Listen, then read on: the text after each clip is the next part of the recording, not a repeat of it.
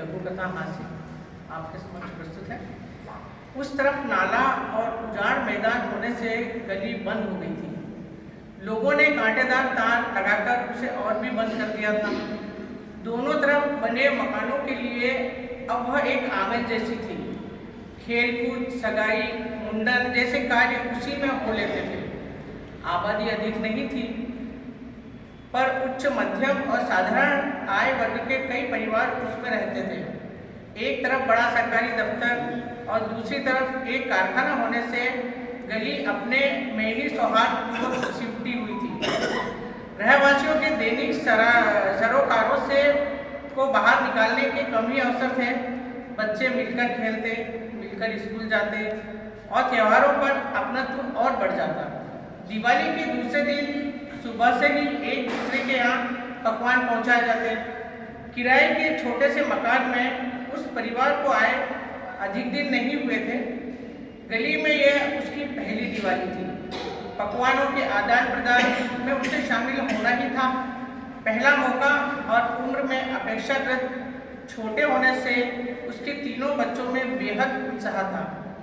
माँ को जरूर डर था कि कहीं बच्चों की नीयत बिगड़ गई, कहीं प्लेट लाते ले जाते वे उस पर हाथ साफ कर बैठे। नया मोहल्ला किसी को क्या मुँह दिखाएगी। सो रात को खाए गए घर के पकवान अभी हजम भी नहीं हुए थे, उसने उन्हें और खिलाकर बाहर भेजा। आंटियां अधिकतर इन्हीं बच्चों को आवाज़ देने लगी। एक घर में प्लेट पहुंचाते, वहां से उसकी प्लेट लेकर निकलते, फिर किसी और घर से आवाज़ लगती, वे दौड़े जाते। जिस घर में प्लेट आती उस घर की आंटी उस सामग्री में कुछ घटाती बढ़ाती, फिर कभी अंकल से पूछती और कभी अंकल खुद ही हस्तक्षेप करते। इस प्रकार किसी अन्य के यहाँ भेजने के लिए उस घर की प्लेट तैयार हो जाती। बच्चे उसे यथा घर पहुँचाने के लिए दौड़ पड़ते। कब पहले घर के कुछ पकवान दूसरे घर, दूसरे के तीसरे, तीसरे के चौथे और चौथे के फिर पहले घर आ पहुँचे। पता ही नहीं चला। प्लेट्स को निर्देशानुसार पहुँचाते रहकर बच्चे घर लौटे तो सूरज सिर पर आ गया था। माँ ने ज़्यादा ही पकवान बनाए थे, अब भी आधा भगोना भरा पड़ा था, लेकिन बच्चे उनकी तरफ देखना भी नहीं चाहते थे। उन्हें तो धनी परिवारों के पकवानों का इंतजार था। प्लेटों को लाते ले जाते उनकी सुगंध उनके नथुनों में समझ गई।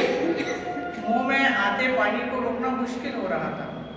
वे उन पकवानों की तरफ बढ़े जो विनिमय के तहत उनके रसोई घर में जमा हो गए थे। दोनों बेटियां उन्हें अलग अलग छांटने में लगी थी। बेटा झपट्टा मारने के मूड में टकटकी लगाए खड़ा था। पर यह क्या, इनमें से कुछ तो पकवान उन्हीं के घर के हैं, जो उनके नहीं हैं वे भी लगभग उन्हीं के पकवानों की तरह हैं। बच्चे वहाँ से हो गए। मायूसी में दीवार से टिककर जा बैठे। माँ के लिए ये पहला मौका नहीं था जब उसने देखा कि सिर्फ पानी ही नहीं और भी बहुत कुछ है जो अपनी सतह ढूंढता है। फिर भी बच्चों का सामना करने की हिम्मत वह नहीं जुटा पाई। उसे उनके फैले हुए थके पैर दिखाई देते रहे। धन्यवाद।